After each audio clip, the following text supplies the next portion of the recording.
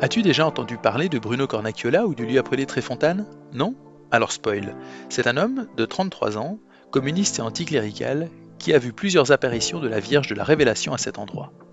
Tréfontane, qui signifie en français les trois fontaines, se situe non loin de la basilique Saint-Paul hors les murs, puisqu'il s'agirait du lieu où l'apôtre aurait été décapité.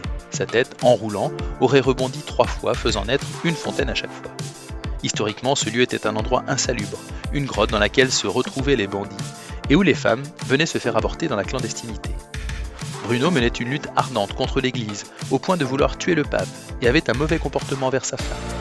Le 1er avril 1947, il emmène ses enfants jouer dehors pour avoir un peu de tranquillité et travailler.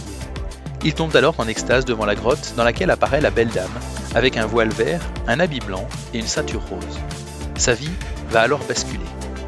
Un livre passionnant, rédigé à partir d'archives inédites, rédigé par l'intéressé lui-même sur un cahier d'école, qui met en lumière une apparition surprenante aux portes de Rome, où de nombreux miracles auront lieu, notamment une danse du soleil semblable à celle de Fatima. Bruno portera quant à lui un message au pape et sera à l'origine de la congrégation des missionnaires de la Divine Révélation. Le pape Jean-Paul II nommera le lieu le sanctuaire de Notre-Dame du 3e millénaire aux Trois Fontaines.